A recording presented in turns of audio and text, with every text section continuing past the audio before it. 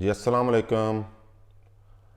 आज वीडियो जो है वो हरमैन शरीफैन के ऊपर है, सऊदी अरब के बारे में है। इधर उधर की हम लोग वीडियो बनाते रहते हैं, मुख्तलिफ़ मुल्कों के वीज़ों की, ट्रैवल की। तो आज वीडियो जो है वो हरमैन शरीफैन के बारे में है। आप सबको पता है कि आज से 3 साल पहले एक बीमारी ने दुनिया को अपनी लपेट में ले लिया था। क्या हुआ था? हर तरफ एक अफरा तफरी मच गई थी, लॉकडाउन लग गए थे। आपको पता है यूनिवर्सिटीज़, कॉलेजेस, स्कूल्स, मार्केटें, मॉल्स, हर चीज़ बंद हो गई थी। एकदम से हर चीज़ स्टॉप हो गई थी और उस बीमारी ने दुनिया को अपनी लपेट में ऐसे लिया कि उससे पहले उसकी मिसाल नहीं मिलती। उस बीमारी को आप सब जानते हैं, वो कोरोना थी, जिसकी वजह से लाखों मौत हो गई, करोड़ों के हिसाब से लोग उसका शिकार हुए। और सबसे बड़ी बात जो थी, आपको पता है कि मस्जिदें तक बंद हो गई, मस्जिदों में नमाज पढ़ना मुश्किल हो गया सब। और उसके बाद हमारे हरमैन शरीफैन, हमारे लिए जो बीइंग मुस्लिम, जो दुख की बात थी कि हरमैन शरीफैन तक जो है वो वहाँ पे वो बंद हो गए। हज उम्रा स्टॉप हो गए, लोगों एंट्री बंद हो गई। मुल्कों ने अपने दुनिया भर के मुल्कों ने लोगों की एंट्री बंद कर दी। जो लोग इवन काम करते थे मुख्तलिफ मुल्कों में, गल्फ़ में, यूरोप में, ऑस्ट्रेलिया, अमेरिका, वो लोग अपने कामों पे वापस नहीं जा सकते थे। मैं खुद उन दिनों 6 महीने कम अज़ कम मैं अपने जॉब पे वापस नहीं जा सका था, इस वजह से कि मैं वो उन दिनों फंस गया था। मैं ट्रैवल किया, जिसकी वजह से उसके बाद कोरोना की पाबंदियाँ लग गई, फ़्लाइटें बंद हो गई, तो मैं ट्रैवल ना कर पाया। और फिर मैं 6 महीने रह के वापस अपनी जॉब पे मैं गल्फ़ में पहुंचा। तो इस तरह के हालात थे। फिर इसी तरह हरमैन शरीफैन में भी यही सिलसिला था कि हज और उम्रा के ऊपर भी पाबंदियाँ लग गई। अगर आप देखें 2019 में, आप मिसाल लेते हैं कि क्या हुआ 2019 में, जो हज लोगों ने अदा किया, हज का फरीज़ा जो सर अंजाम दिया, वो तकरीबन 27 लाख लोगों ने। जबकि 2020 में सिर्फ 1,000 लोगों ने उम्रा हज अदा किया। तो वो भी सिर्फ इसलिए कि एक दुनिया में एक बहस चल पड़ी थी कि ये कैसे हो सकता है कि इस साल हज ही ना हो। तो उस चीज़ को रोकने के लिए वो इसके हज तो लाजम होना चाहिए, तो वो एक उन्होंने लिमिटेड सा छोटा सा सिलसिला किया सऊदी हुकूमत ने कि 1,000 लोगों ने हज अदा किया। 2020, ये कोरोना के पीक का टाइम था। फिर 2021 में 60,000 लोगों को इजाज़त दी गई कि वो हज अदा करें। और वो भी उन्होंने चूँकि 3 साल की पाबंदियाँ लगाई हुई थी 2020, 21, 22, और उसमें एज रिस्ट्रिक्शन भी थी कि 65 साल के से ज़्यादा की उम्र के लोग हज नहीं अदा कर सकते, ये पाबंदियाँ थी।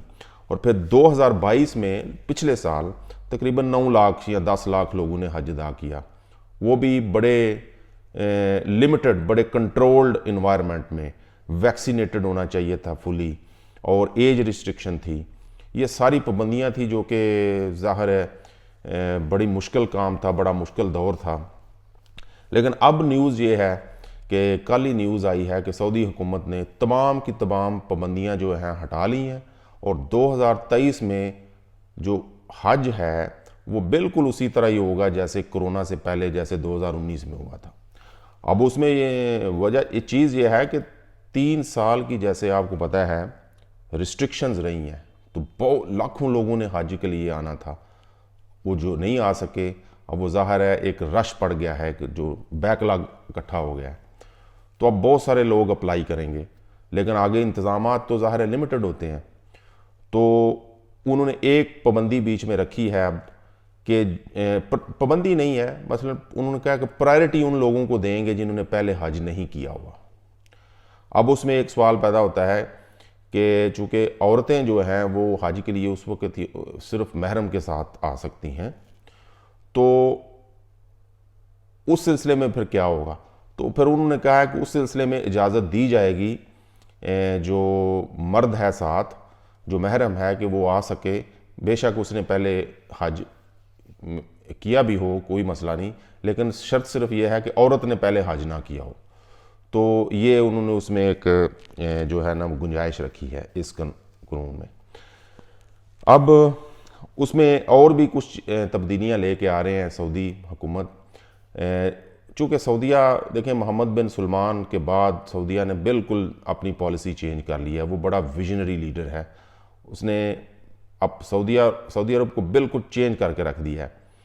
वो चूँकि एक बहुत बड़ा मुल्क है, उस बड़ा खूबसूरत मुल्क है, तो वो चाहते हैं कि दुनिया आए और हमारे मुल्क को देखे।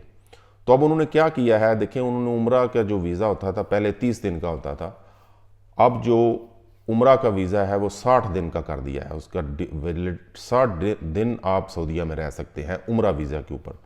मकसद उनका ये था कि जब आप आएँ उम्रे के लिए तो आप 25-30 दिन अगर उम्रे के फ़राइज़ जो हैं वो सर अंजाम देते हैं, उसके बाद आपके पास टाइम हो कि आप सऊदीया को एक्सप्लोर कर सकें, सऊदीया को देख सकें कि कितना खूबसूरत मुल्क है। तो ये उन्होंने एक रास्ता निकाला है लोगों के लिए सऊदीया विज़िट करने का। अब जो विज़िट वीज़ा था सऊदीया का, उसमें उन्होंने उम्रा की भी इजाज़त दे दी है। तो ये दो चीज़ें उन्होंने की हैं। उम्रे के वीज़े के ऊपर आप उम्रा तो करेंगे ही, लेकिन आप सऊदीया को विज़िट भी कर सकते हैं। जबकि विज़िट वीज़े के ऊपर अब उन्होंने उम्रा भी इजाज़त दे दी है, और जो उम्रे का वीज़ा है वो 30 से 60 दिन कर दिया है। तो ये एक बहुत बड़ी तब्दीली है। उसके बाद जो हज और उम्रा के जो एक्सपेंसेस हैं उसके सिलसिले में भी उन्होंने बहुत बड़ा स्टेप लिया है। जैसे कि आपको पता है कि इंश्योरेंस भी होती है जब आप उम्रा का वीज़ा लेते हैं या हज के लिए। तो हज की जो इंश्योरेंस थी वो 109 रियाल थी पहले, जो उन्होंने 29 रियाल, 109 से 29 कर दी है, इतनी कमी की है उन्होंने। और जो उम्रा के लिए जो इंश्योरेंस थी वो 235 रियाल से कम करके सिर्फ 88 रियाल कर दी है। तो ये बहुत बड़ा उन्होंने बेनिफिट दिया है। तो आज वीडियो बनाने का यही मकसद था कि ये न्यूज़ शेयर की जाए। अल्हम्दुलिल्लाह ये बहुत बड़ी न्यूज़ है हम सब के लिए, मुसलमानों के लिए ये खुशी की लहर है कि अब उसी तरह रौनकें बहाल होंगी जैसे कि पहले कोरोना से पहले थी। किसी एज की पाबंदी, उम्र की पाबंदी के बगैर, किसी किस्म की कोरोना की पाबंदी के बगैर अब हज अदा किया जा सकेगा। उसी तरह मक्का और मदीना में रौनकें लगेंगी जैसे कि कोरोना से पहले था। तो आज के लिए इतना ही। Thank you very much.